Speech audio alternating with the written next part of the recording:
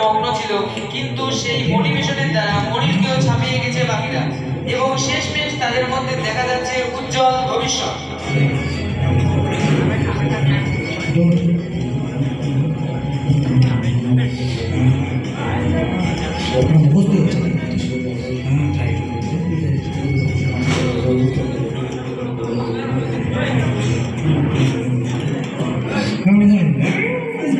শেষে মাধ্যমিক পরীক্ষায় এবং তার রেজাল্ট প্রকাশিত হয় এবং যেই ব্যাচ টেস্ট পরীক্ষায় সর্বনিম্ন রেজাল্ট করেছিল সেই ব্যাচ তারপর মাধ্যমিকে গড়ে সর্বোচ্চ রেজাল্ট নিয়ে বেরিয়ে যায়। এভাবে আমাদের নাটকের পরিসমাপ্তি। আসসালামু আলাইকুম।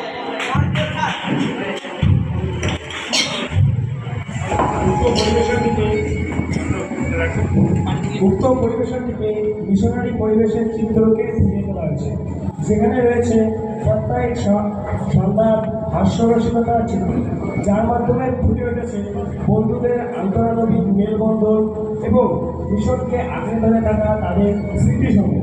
এছাড়াও রয়েছে রাত্রিকালীন আহারের প্রতিনিধন, যার মাধ্যমে মিশনের খাবারের প্রতি ছাত্রদের মনোভাব ফুটে উঠেছে। এছাড়াও সঙ্গে রয়েছে কাটানো অশান্তি আত্মার প্রশ্ন, যার মাধ্যমে বোঝা যায় যে এখনও সমাজের বিভিন্ন প্রান্তে কুসংস্কার ছড়িয়ে ছিটিয়ে রয়েছে। তবে বিজ্ঞানের বাহুবলে সেই কুসংস্কার আজ বিলুপ্তির পথে। তবে যাই হোক, এই সকল কথার মাধ্যমে এই সকল ঘটনাগুলির মাধ্যমে কি জীবনটাকে স্রোতে ভাসিয়ে দিলে চলে?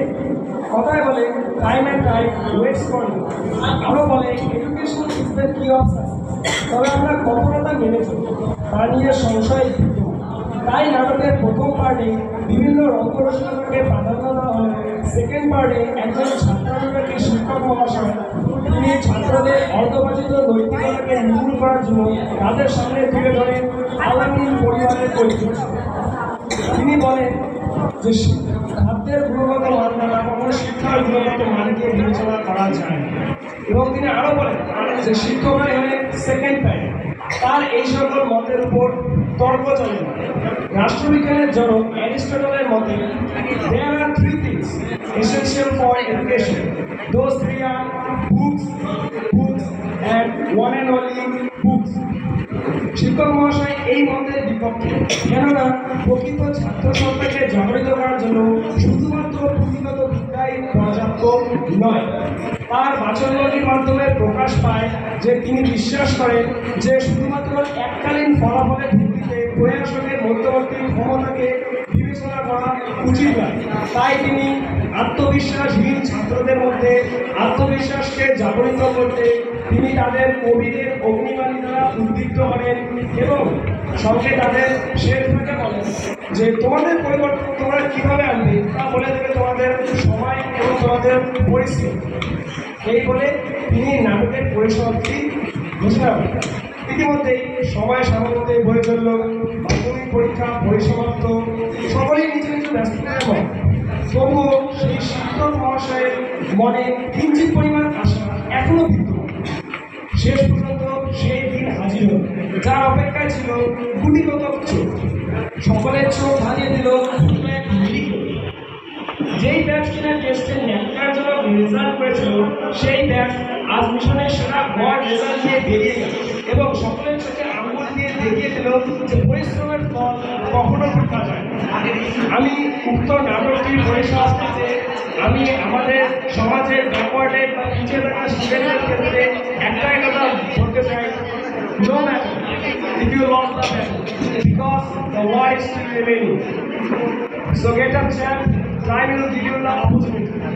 উক্ত স্বরচিত নাটকটিতে যদি কোনো ভুলভ্রান্তি হয়ে থাকে তবে উপস্থিত দর্শক মণ্ডলী এবং উপস্থিত সম্মানীয় বিচারক মণ্ডলীর নিকট আমরা ক্ষমা প্রার্থনা করছি।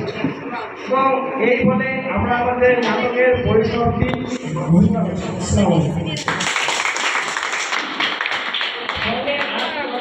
যেটা না বললেই নয়, নাটকটিতে আমাদের পূর্ণভাবে সহায়তা করেছেন আমাদের গাইড টিচার সুরজ শেখ মহাশয়। আমরা চাচ্ছি স্যার আপনি একটু স্টেজে আসুন, কিছু বক্তব্য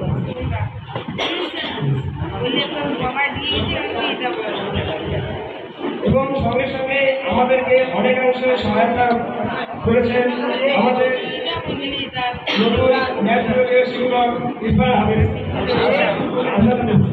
স্যার।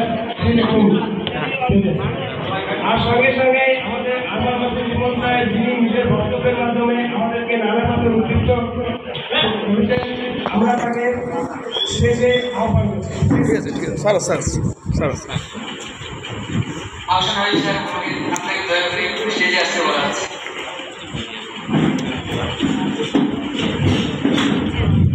নতুন করে আর বলার কিছু নেই। নাটকটার মধ্য দিয়ে সমাজের একটা সুন্দর চিত্র আমরা দেখতে পেয়েছি।